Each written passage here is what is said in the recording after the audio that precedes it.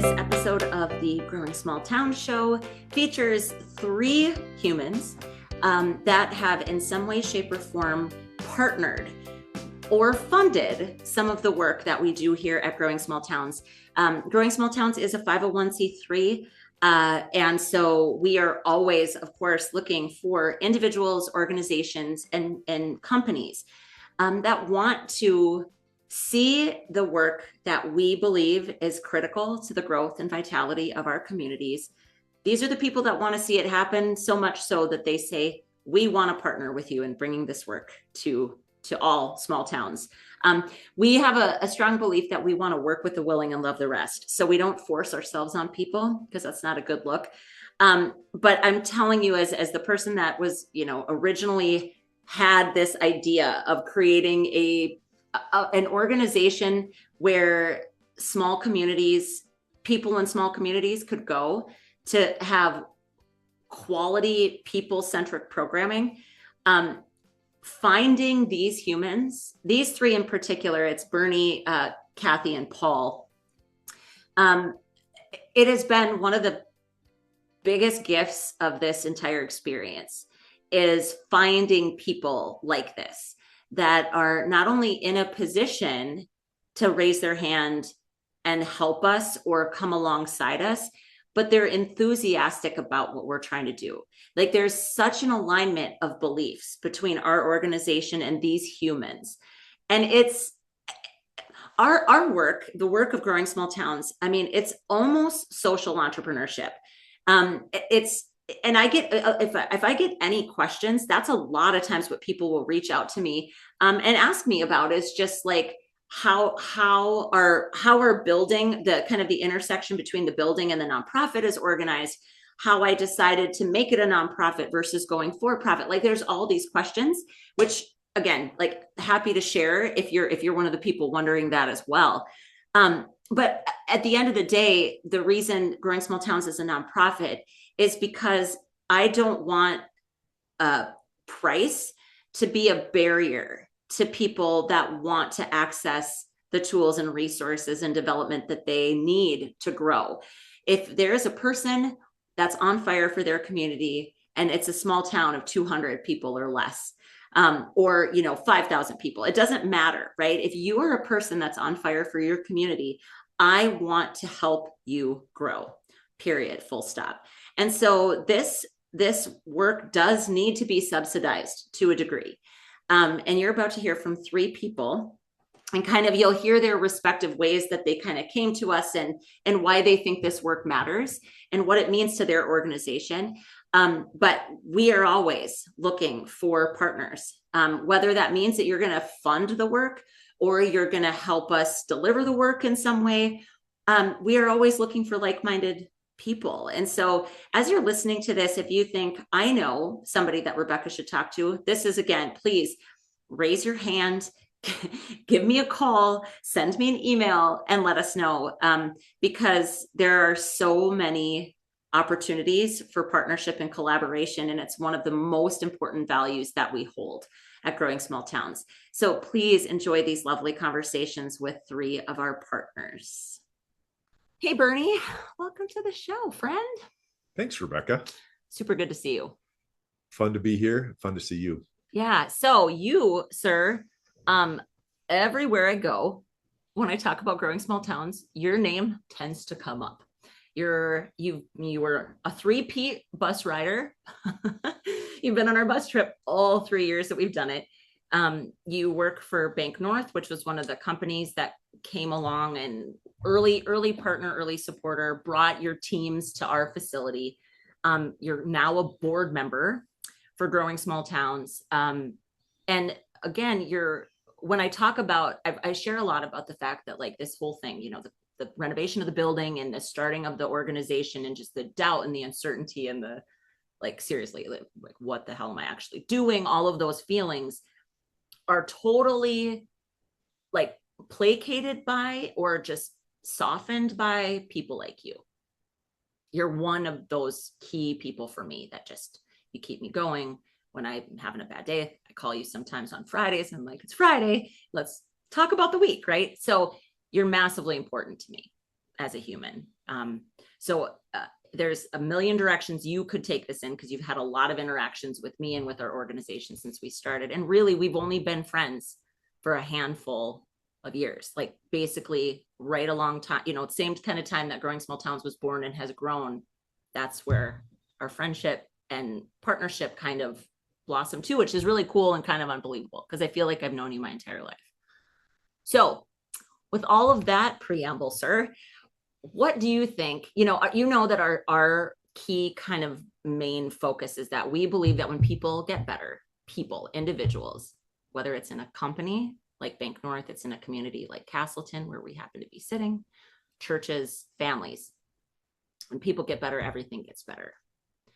So what do you think, from your perspective and all the ways that you've worked with us, what do you think is the biggest reason Growing Small Towns needs to exist?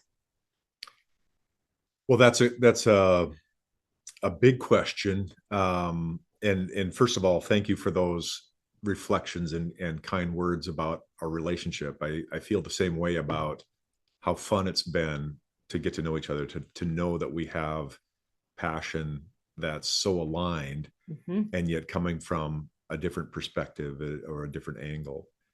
And thinking about some of those things you mentioned, the bus trip and being a three-peat for that, and how your jacket's forthcoming. I mean, well, yes, if we need to have measurements and things taken, Yeah. I assume We'll it'll be get a you. custom, We'll get you to our tailor. custom tailored fitting. Each of those bus trips, had a separate impact on me, and why I keep thinking about the importance of that. The first time, of course, it resonated with me because there was a connection of all the economic development efforts and the businesses that are struggling to find workforce in Fargo. And you said, hey, let's bring Fargo out to Oaks. Right. And from Castleton, I have had the pleasure and honor of being in some of those channels of economic development boards, and trying to make sure that Castleton remained relevant and a really visible asset in the regional asset inventory. Because Fargo and Moorhead and Cass County and Clay County, as things continue to grow and evolve, realize that it's more about fighting rural versus urban and more about connecting. How are we alike? Right. And how can our resources complement each other? How do we need each other? And we do need each other. How do we support each other? Right. Yeah. Right. Yeah. So I think prior to the bus trip, I hadn't thought of the reach of Fargo getting to Oaks. It's easy to see it when it's a 15-minute drive or a 20-minute drive. Right. It's a little different when it's an hour and a half. But on that bus, I met people that really do believe in that and understand that there's opportunity. When I think about, the more specific elements of Growing Small Towns and how aligned it is with Bank North's vision, geographical footprint, the belief in developing people to do a better job. Our business model is very much relationship based, and relationships has a lot to do with the human element. Yeah. Transaction business certainly requires human engagement, but it's less dependent on a sustainable relationship. Right. Where good humans agree to lock arms through thick and thin, through up and down, good times and bad. You can do that a lot more effectively and sustainably when you're a better human that has a better understanding or better communication skills or a better awareness of somebody else's perspective on a complex issue. Right. When we develop our bankers, we don't just teach them lending skills, we teach them empathy skills, or we hope they have empathy skills. Right. We teach them communication that's hopefully not just industry specific acronyms or jargon, right? Jargon. Yeah, right. That, hey, you're talking to someone that does this maybe once a year or once in a lifetime, and you're explaining things with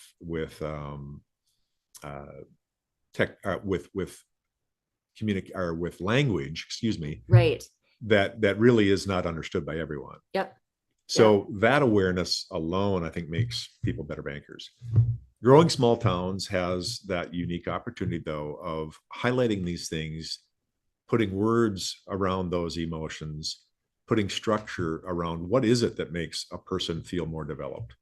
What Mhm. is it that allows someone to say your voice matters? And when you use your voice in a space that's beyond your day-to-day work, when Mhm. you take that skill set into your coaching your little league team or being a member of the job development authority or city council, you come with a wider lens. Mhm. You come with hopefully better tools to serve that element of your life as well. And so I think that's the piece about growing small towns that makes that really it elevates the awareness for the people in that space. Yeah, I love that. I love that. You've said so many things, Bernie, that I think we're gonna touch on just kind of at least a little bit. Like you literally named a few really specific skills that I think the other premise that I'm hoping we can continue to push, it's not a narrative, it's just I believe it's a truth that the skills that you've identified, even empathy, like good listening skills, being able to and jumping into somebody else's perspective is empathy, right? But those things that we've for years and years and years were identified as a bucket of soft skills. That's in the business world, that's what we called them, was soft skills. I don't really care. Some people get really fussy about that. I don't care. Call them soft skills, but they are skills. I think that's the word I'd rather pay some attention to. Sometimes I think there's this mistaken thought that you're either born with those things or you're not. Like they're a set of things that people either embody. Now, naturally, some of us personality wise embody some of those things more fluidly, maybe, right? But then I'll just say it like as a I think I'm a very empathetic person. So then on the shadow side of that for me as a human is that I suck at saying no. I'm a people pleaser by nature and I don't hold personal boundaries very well. So all I'm saying is it isn't a set of have or have nots. These are actual skills that can be developed with intention and with good programming. And that's why I think it's so important. We constantly just say, well, we're not going to change people. And I'm like, well, no, we're not going to change people, but people change themselves. If they're given the right context, they're given the right support, and they're given the right tools. I really truly believe that people can develop anything that they actually have the desire and the willingness. And obviously they have to have a certain base level of intellect, but for the most part, all of these things can be developed. And those are the things I care about. I care about strategy, and I care, when you think about business, you think about what it takes to make a business successful. There's all sorts of things from a systems standpoint and software and even strategy. Ultimately, if you as the humans deploying all of these things don't continue to get better, you're going to stall out at how good you can become at some point. And I feel the same way about communities, and I feel the same way about churches, and I feel the same way about anywhere there's two of us trying to accomplish something, we will stall out to the level of our own development. Well said, Rebecca. And when I think about some of those things and how we've been able to see that come to fruition. So you mentioned in the introduction that as a company, we've used your space Yep. as a meeting ground for our monthly management meeting and other meetings where we have team collaboration. And for several of those meetings, part of the agenda was dedicated to leadership development as we think of the evolution and succession of our leaderships in our 11 locations. It's important that we do that intentionally. We don't just hope that they quote unquote came with some soft skills. Right. We want them to know that we have a diverse team. We have some very direct people that maybe innately didn't get modeled to them great soft skills. Yeah. But within our team, we have those people that are examples to others. And when we witness people living those skills, people that need to know how to say no can learn from those people that are really good at saying no. Exactly. And when you have those Exactly. conversations, and when you would introduce some of those topics at the front end of our meetings that happen to be in your space, Yep. that's when rich conversation would happen. We would start to recognize those pieces in each other, and we just think about it different. We're out of our own, we're out of the office. Yep. We're encouraged to think about things differently, Yep. and we give ourselves permission to talk about that, to emphasize the importance of it. So without growing small towns, without the space, without the encouragement to Mhm. identify and emphasize the importance of learning those skills, it might happen or it might not. But the chances of it happening are a lot better and stronger when you put intention and structure around why you should Mhm. and who you have Mhm. amongst your team to learn from. Yeah. And you take this idea of that kind of learning and you deploy it across a community.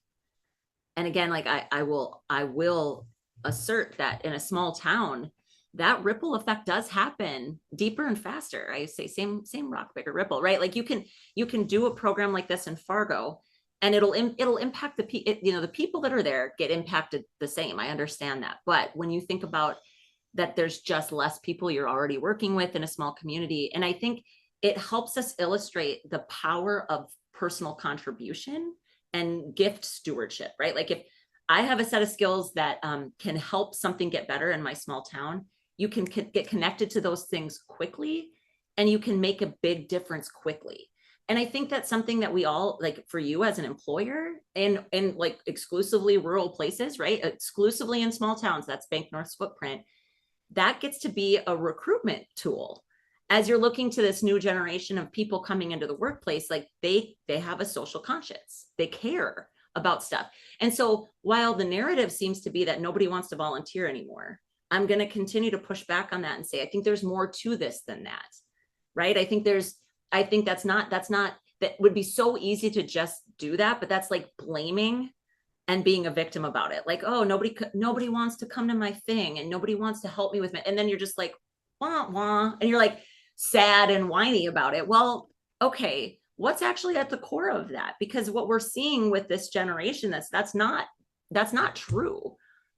So we need to think differently, right? About how we engage people, how we let them come into our stuff. And all of this is for the betterment of the humans that are either in community, working in your place of business. And I think it helps everybody get better. You and I have talked about that so many times. Like your job at Bank North is not just to employ good bankers. The entire experience that they have working here helps them become better people. And that's why the impact that your bank has on community is so important. It's not just the money that you give because you're a generous organization, right? That's a piece of it, I understand, but the true give back is in the way your employees, your people show up in their community. I think you're right. I believe that community banking across the state, across the country, plays that really unique role. I do too. And it's so effective in smaller communities because your voice as a percentage of the voices is a little higher. Mm-hmm. Um, and you're right, it's not all philanthropic. It's business development. When you have a strong community, you have a strong bank, you Yep. have a strong business. Yep. If we're financing the businesses that support that community, Yeah. what are the chances that the cafe is going to succeed if the community is dying? Very low. Right. But Right. if the community is stable or thriving Mm-hmm. and growing, Mm-hmm. every business that we put a risk into by supporting them financially in a loan has a better chance of succeeding as the community grows strength, attracts the right kind of people that are interested in a better quality of life, a Right. better sense of Right. engagement. And you're right on the volunteerism too. I think when we mandate and force people to do things that they don't know why we're doing it, or we don't give them a voice to understand what they're passionate about, Yeah. Yeah, they that might, alignment is really important. yeah, Between what they love and what they care about and where they get to show up giving of that. Yeah, we can't compel giving exactly. or volunteerism even. So, Bernie, I just again, I said a lot of words being about how much I just appreciate you. But what's also just super fun about our partnership and our friendship is just, we were kind of talking about this before we hit record, all the connections that we've been able to foster for one another. There's another ripple outside of that as well. Like you serve on national boards, you're involved in things at the state level. And I just want everybody to know that you might just be one solid connection away from an entirely different life. Like I really truly believe that aligned partnerships matter that much, and I'm just so grateful for you. And basically, like, you might be a board member now, you won't be forever. We do have term limits. You only have to take a year off and then you can come back. But basically, you're not going to shake me. Like, you could try, but I'm not going to let you. You're stuck with me as long as I breathe. So there. Again, very kind words. It really is my pleasure, Rebecca, to be in your river of a strong current of making small towns better. And it's been a pleasure, and it's going to be even more as we continue to expand and make growing small towns even stronger, more visible, and more impactful across more communities. Thanks, Bernie. Hey, Kathy, welcome to the show. Hey, Rebecca, it's great to see you. Oh my goodness, it's always so good to see you. So we have had lots of fun interactions since I started Growing Small Towns. You happen to be an Oaks native, so we were always destined to come together probably. But there's been some really specific ways that we've worked together since I launched Growing Small Towns. I would love to hear from your perspective what you think the value of, the organization is, the work is, what difference you feel like we're making overall from your vantage point. Be happy to comment on that, Rebecca. So Growing Small Towns has become a vital asset to Southeast North Dakota, not just Oaks. I feel like you have brought a whole new energy to Oaks and surrounding area with Growing Small Towns. You're all about growth. You're all about looking to help businesses who are thriving, but want to thrive more and be more successful. You're concerned about small towns because you believe you have a passion for small town living. And so with that passion, you want to share it with other people. And you are creating an entrepreneurial spirit in Southeast North Dakota that it hasn't had for a long time. But we know that there's challenges with the workforce. Yep. We know that there's concerns. We know that as people in the professions that we are in, there's always continuous improvement that's needed. There's always upskilling. Yes. Yes, ma'am. Thank you. And Those are two big keys. So the things I care about, right? Like, if you're not growing, you're dying. That's a huge mentality that I have. And I know you share that, And change is inevitable. And you either can fear it or you can embrace it. And that's why I think your business is so successful. Also, you have the personality to get people excited about it. And so when you are looking and you're talking and you bring busloads of people in July from all over to showcase Southeast North Dakota, specifically Oaks, and what we have there to offer, you're spreading the word, you're networking, you're showing people, hey, small town living, it's good. It's really good, and it can even be better. But what's more important is you're willing to listen. You're willing to listen to what businesses need. Those businesses then can bring their concerns to you, and you have created a network so that you can get in touch with people who can help bring those skills that business owners are needing to their employees to help them grow, to help them improve. And it's not only about the business succeeding, it's about the people, the personal growth, the development and success of the business, but also of the person. Right. That's the cool part. Thank you. What I got to say is, I think of all the people, I really think perhaps you are one of the people that truly just gets what we are trying to do here, like in a very real, clear way, because you wouldn't think that we would have to kind of fight for the right to be heard when it comes to personal growth, meaning something. But you know that sometimes you do, because it's so easy to dismiss those things as soft skills, right? We call them soft skills. And I don't even care. I don't mind that we call them soft skills. That's fine. What I do care about is when we diminish them or move them way down the priority list because we say they don't really matter that much, because I truly believe that it matters more than anything, Absolutely. You can learn the technical skills. Yeah. We can be tech savvy. We can run social media. We can run software programs, but we have to have the humanness behind those things. And so those soft skills, to me, are more important than ever. I agree. Yeah, I agree. And it's the other thing. I mean, again, Bailey is going to actually be one of the people that we talk to on this podcast. To her dismay, by the way, we'll just say it. She doesn't necessarily love to like do public speaking, but for me, she was so much fun. So Bailey was in your class. I worked with you at NDSCS in the business school a few times, right? Came to your class. You had a marketing class come and do a whole focus group for our community, and you brought a busload of students here. So we had a number of ways that we got to work together, and I loved all of it. Bailey was one of your students, and ended up interning here while she was still in school. And then I created a position, and she was our first full-time employee. So what was really cool, and I'm just saying this, and again, she and I will talk about it too, but in case you didn't, I don't know if I ever actually told you this. Well, so I was sitting with her, right? I'm like staring at the little table and chairs that we were sitting at my office when she said that she would take the job. And Bailey's from a little town. She has a connection, like some family connection to Oaks. So it's not that Oaks was completely unfamiliar, but she was living in Wahpeton. And she graduates from your program. She graduates with a business degree from NDSCS, and she's got my job offer and moving to Oaks as a part of that, right? Mm-hmm.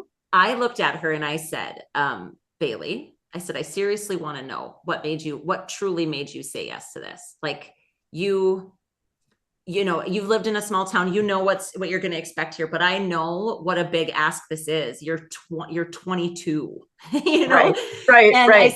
I said, so just, I honestly just want to know. And so what she actually said was, I couldn't imagine working for somebody better than you, like, as she had gotten to know me. Mm-hmm. And she just basically said, the fear of trying to find a better employer was scarier to me than the challenges I know are going to come my way by moving to Oaks. Mm-hmm. And the only reason I share that is not as a pat on the back to myself, but kind of as a reminder to all of us that, especially if we are recruiting people, especially if we're employers, like who we are and what we're actually like to work for and with truly matters. That's why when we talk about soft skills mattering, that's why they matter. Right. Because young people, someone as young as 22, they are making decisions differently than I think what we assume they're going to decide. I think there's a lot of assumptions about what young people want and what young people need. And I think we need to check all of that. Mm-hmm. Because like literally Fargo is right there. Right. The town she is from is only 20 miles from Fargo, right? She absolutely could have taken a bigger, different, better, fancier job, whatever, for the nightlife and the activities and all the things in Fargo. She didn't choose that. And that was really telling to me. And I just was like, this is so exciting. Like what? Yeah. And telling these stories matter, because we need to share when things like this happen and help think about how we can replicate that other places. So one of the things that, I don't know if I told you this either, Rebecca, is when I asked you to come to my business law class and talk about copyrights with your book, and starting up Growing Small Towns. Yeah. I do that for two reasons. Number one, there's nothing that I can tell you or the students that will replicate what you can tell them. Mm-hmm. Firsthand experience. There's nothing like that in a textbook. You have to bring a textbook to life with people who are doing it. Right. And I remember I asked the kids the day after you were there, let's debrief on our guest speaker, Rebecca Undum. Let's talk about good things. Was it worth her time? Was it worth our time? One of the things Bailey Adams said to me was, I liked her enthusiasm, her personality. That's a soft skill. Yeah. So then when I convinced Greg that we need to take a busload of kids to Oaks to tour, mm-hmm. that whole storefront coming into Growing Small Towns, having you talk to them, having them experience that and look at the options Main Street Oaks has, which are plentiful mm-hmm. right now, mm-hmm. was also a selling point that this is a pretty neat small town. So it was a combination of things. Mm-hmm. And with Bailey's personality, I knew that it would just click with you. Yeah. So that's a testament to what you're doing. Well, I appreciate that. And it's, again, I would also echo, it's a testament to the way you approach your work at NDSCS. we are not just turning out tomorrow's workforce. We are turning out tomorrow's humans that are living in society, in our communities, hopefully coming, some coming to small towns.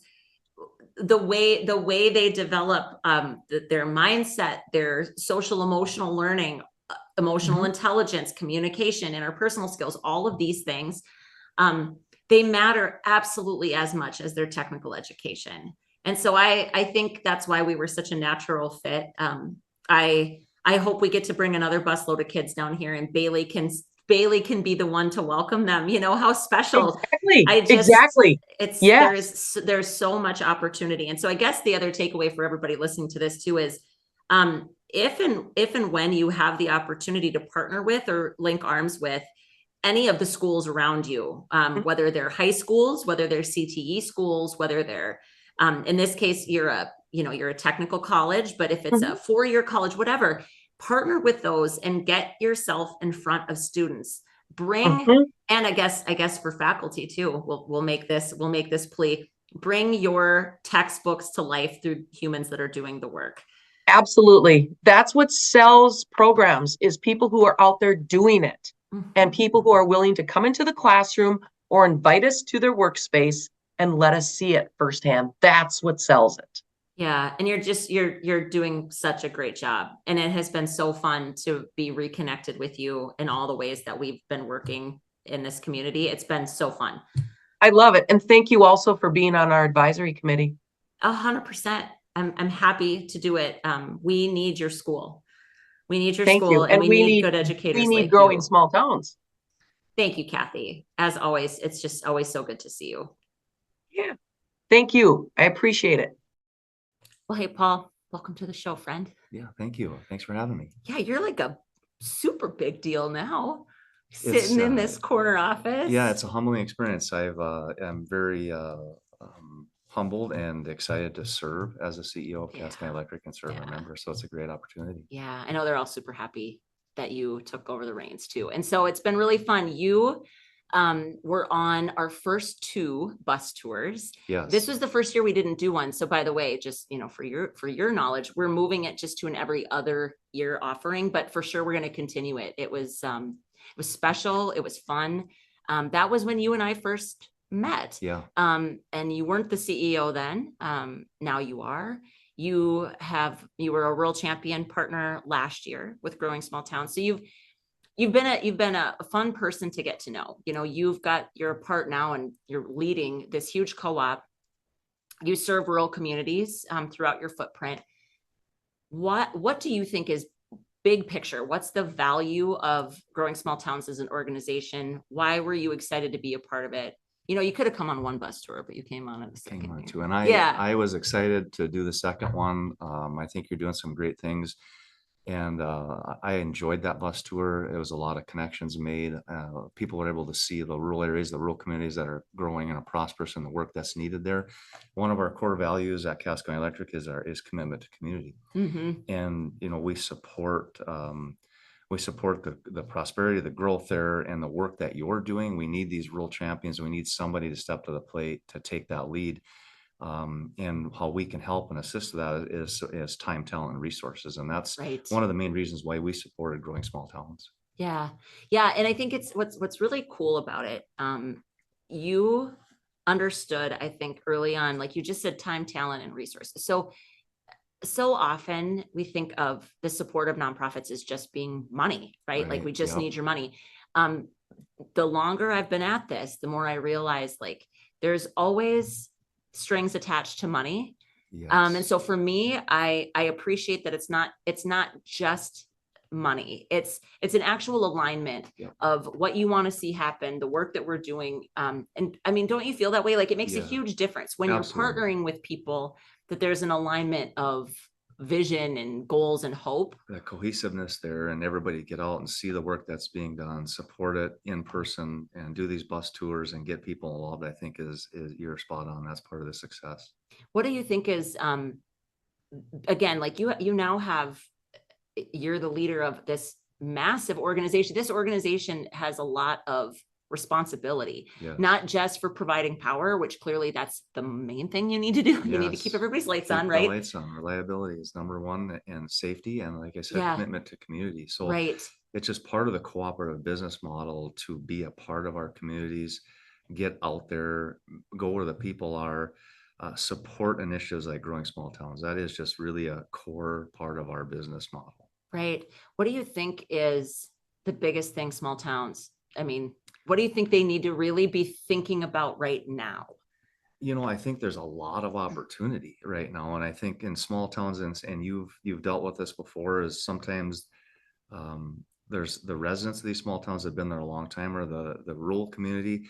They're not always thinking that growth is a great thing, and sometimes we get a little pushback. They're like, we want to live in this little small town, that's the way we like it. You know, I think what they need to be thinking about is the opportunity. Our economy in this area is strong. There's talented people.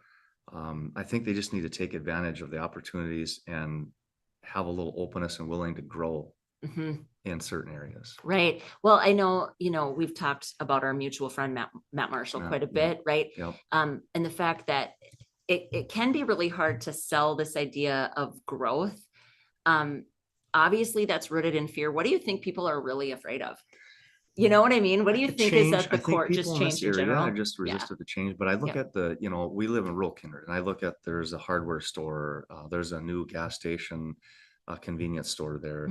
And, we're 7 miles outside of Kindred, you're 25, 30 miles from a big town like Fargo. Yep. We want those amenities. We want to be able to, if you're working on something at home, you want to be able to drive across town to get something that you need, that you don't have to wait till Monday to go get. So we have to be willing to support those businesses, because those conveniences are really nice to have in the community. So we have to have a little open mind and be willing to support that and see business grow in our small communities. Well, I think, Matt always comes back to the economics of it, right? Like the fact that if we want our communities because the cost of running our towns isn't going to go down. Correct. Right. And so the That's only correct. choice we have is to grow tax base. Yeah. And so I know it's hard for people.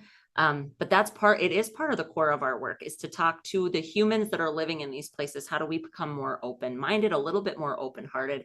And I'm talking cracks, Paul. Like, Yeah. I know it takes time to shift. It does. And help it's people very similar embrace to our change. cooperative. If we're Mhm. not growing as a cooperative, Right. the growth helps us keep our costs down for everybody else. Exactly. It's a very similar strategy. Exactly.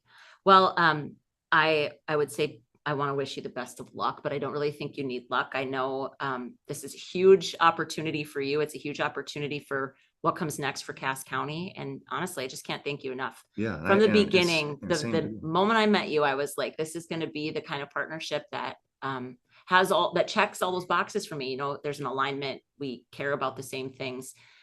You understand what it's like to be and live in a small town.